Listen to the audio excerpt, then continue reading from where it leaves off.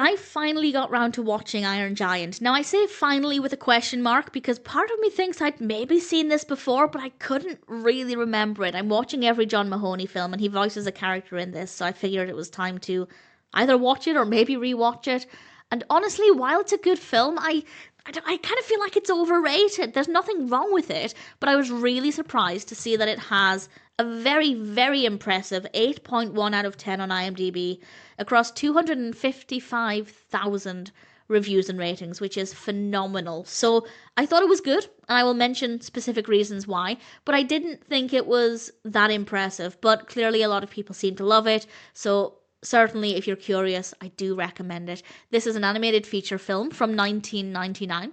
It's directed by Brad Bird. The screenplay is by Tim McCanlies, and it's based on the story by Ted Hughes, which I haven't read. I have read some Ted Hughes stories, some Ted Hughes writing, but I haven't read The Iron Giant, so I can't comment on how it compares to his work. If anybody has any thoughts there, of course, please feel free to share. And we have a phenomenal voice cast, including, of course, John Mahoney. We also have Jennifer Aniston, Harry Connick Jr., Vin Diesel, James Gammon, Cloris Leachman, Christopher McDonald, and various others. And yes, the voice acting is brilliant. The animation is pretty great. The story is nice. I think it's the story that I didn't love. I didn't hate it. I thought it was a decent experience, but 8.1 out of 10, I'm not really feeling it. It's about a young boy called Hogarth, and he becomes friends with a giant alien who looks like a robot, and is partly about his friendship with the robot and other people's responses to this, and how some people see the robot as a threat, and of course the robot could be in danger if the wrong people want to go after him. There are some great messages there. Obviously we have a lot of different perspectives, showing that some perspectives are maybe more favourable than others, and some attitudes are not that great, and I think it does a really good job of highlighting this. But I just didn't find the story, the specific key plot points, to be that interesting, moving us from one thing to the next. There were some aspects that were really sweet and heartwarming, but there were some bits that I just thought were a little bit dull. There are some scenes that are maybe quite action-packed, but I wasn't really feeling it emotionally. But then we have scenes that are a lot more gentle, and I found those scenes to be a lot more moving and certainly a lot more emotional and important as well. The animation, as I said, is really well done. I have no complaints there. It's not fully to my personal taste, but obviously that's not the film's fault. I think that's just one other aspect that meant that I didn't come away from this feeling like it was the best experience ever. Great voice acting, all-round decent film, solid narrative. There's a lot going on there. It's a film that I think could be very easily analysed a lot. Obviously this is a brief snapshot discussion with some very basic opinions.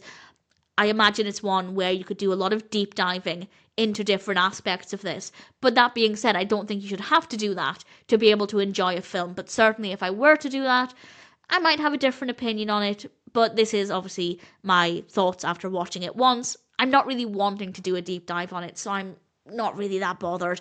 But if you want to look more into it, certainly there are certain aspects that could maybe be a little bit more fascinating. Do I recommend it? Absolutely, without question. I think it is a solid film. There's nothing wrong with it. I rather enjoyed it. Do I think it's 8.1 out of 10? I do not. But nevertheless, a lot of people seem to really love this. So if it sounds like a film for you, if you're curious, definitely check it out. It is apparently, well, it is the 239th top-rated film on IMDb at the time of recording, which is very impressive. Always take those with a pinch of salt. Of course, this doesn't need to be said, but I feel like if a film is rated highly, some people might feel pressure to also rate it highly, because if you don't rate it highly, people might think you're just not getting it, or you're not intelligent enough to understand it. It's a common criticism.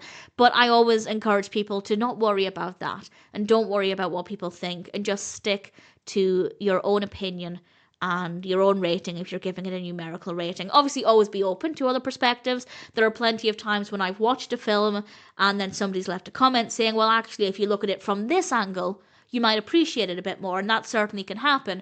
But if your initial reaction is, meh, it's not that great, stick with it. But if you want to do more research, I think it could be a fascinating one to deep dive into. But with a one-time watch, it's a good film. I don't dislike it. I don't hate it. I certainly didn't love it, but there's nothing wrong with it. And needless to say, if you're wanting to watch it, I'd say it's definitely one that's worth checking out.